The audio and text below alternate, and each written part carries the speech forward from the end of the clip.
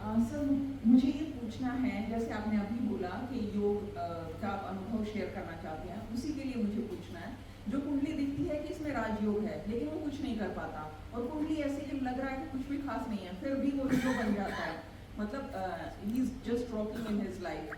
Specially इसमें जैसे कि दो योग उनको क्लियर कट देखते ही ज्योतिषी मोस्टली सूर्य राहु या सूर्य केतु को दुर्योग बता देते हैं। तो ऐसी स्पेसिफिक कुंडलियां जिनमें सूर्य राहु सूर्य केतु था या कोई और दुर्योग था, लेकिन वो फिर भी रॉकिंग है, मतलब अपनी लाइफ में बहुत अच्छा कर रहे हैं, तो ऐसा प्लीज एग्जाम्पल। मैं रितु जी की बात से सहमत हूं। मैं अभी एक कुंडली का उदाहरण देके बताता हूं आपको। अभी 3-4 दिन पहले एक व्यक्ति मेरे पास आया और वो मेरे प्रोग्राम देख देख करके आधा ज्योतिषी हो गया, आधा ज्योतिषी हो गया। उसकी ध्यान से सुनना, जो ज्योतिषी है वो ध्यान से सुनना। सिंह लगन की कुंडली थी, 2nd हाउस में राहु बैठा हुआ था और 8th हाउस में केतु, तो काल सर्प योग पूरा था। लगन में कोई ग्रह नहीं, 12वें भाव में शनि और चंद्रमा, शनि और चंद्रमा 12वें भाव में। जैसे कभी शनि चंद्रमा की बात यहां पर हुई थी पहले, तो इसका मतलब लगन पाप कर्तरी योग में आ गया। एक तरफ राहु एक तरफ शनि, तो लगन में पाप कर्तरी योग आया। अगर ये किसी ने देखा ही नहीं तो उसकी लगन तो गई। और चंद्रमा शनि के साथ बैठा था, तो हम ये कहेंगे शनि चंद्रमा की युति में कैंसर होगा, लेकिन इंटेलिजेंट होगा तो आदमी इंटेलिजेंट था। जैसे कि शैलेंद्र पांडे जी ने कहा था, शनि चंद्रमा के ऊपर बोले थे वो। अब यहां पर उसका बुध और गुरु वो बैठे हुए थे 10वें भाव में, मंगल शुक्र 9वें भाव में, और सूर्य बैठा हुआ लग्नेश होकर के 11वें भाव में। अब सूर्य लग्नेश की बात मैं करूं, 11वें भाव में बैठेगा, तो 11वें भाव में तो हर कोई ग्रह अच्छा फल देता है, तो सूर्य को अच्छा फल देना चाहिए था।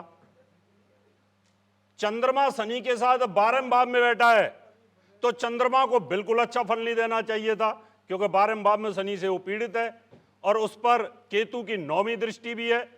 तो चंद्रमा इतना पीड़ित हो गया कि चंद्रमा को शनि ने पीड़ित किया और केतु ने पीड़ित किया। अब ब्लड का कारक पीड़ित हो गया। मैंने कहा भाई तुम्हारी फैमिली के अंदर किसी को कैंसर है? बोला हाँ कैंसर था। अब शनि चंद्रमा 12वें भाव में कहीं बैठा है, तो परिवार के अंदर किसी ना किसी को कैंसर होना है, डायबिटीज होनी है, ब्लड से संबंधित इंफेक्शन होना है, यह तय है, क्योंकि ब्लड का कारक शनि के साथ बैठा हुआ है। और शनि तो सिंह लगन में रोगेश होता है और सिंह लगन में मार्केश भी होता है। मैंने कहा चंद्रमा की दशा के अंदर तुमने बहुत पैसा कमाया होगा, सूर्य के में नहीं कमाया होगा। अब वो ज्योतिष जानता भी था, जान करके कंफर्मेशन के लिए मेरे पास आया था। अब गुरुजी मैं यही जानना चाहता हूं कि आपने ये कैसे बता दिया कि चंद्रमा के 10 वर्ष के अंदर मैंने बहुत पैसा कमाया। अब मैं आपको एक सूत्र बताता हूं। एक सूत्र होता है, एक योग होता है सम नाम का योग।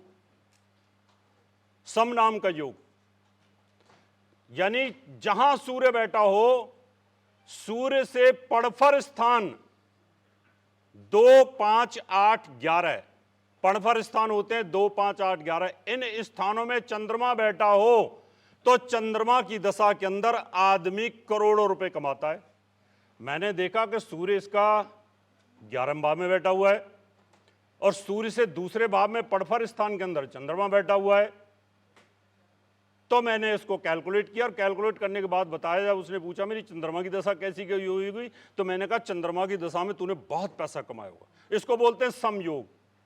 इसी प्रकार से बहुत सारे ऐसे योग होते हैं कि जिन योगों को ज्योतिषी देख नहीं पाता या देखने की कोशिश करता है तो उस समय हमें याद नहीं रह पाते, जिसके कारण हम बता नहीं पाते एक्यूरेसी में। ये हमसे गलतियां होती हैं।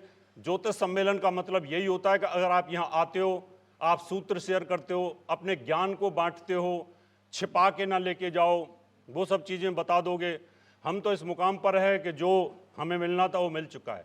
अब तो हमारा उद्देश्य है कि जितना हमने ज्ञान को फैलाया उसको एक एक बारीकी के सूत्र जो हैं वो सब आप लोगों को हैंड ओवर कर दिए जाएं, जिससे आगे आपके पास मिलता रहे।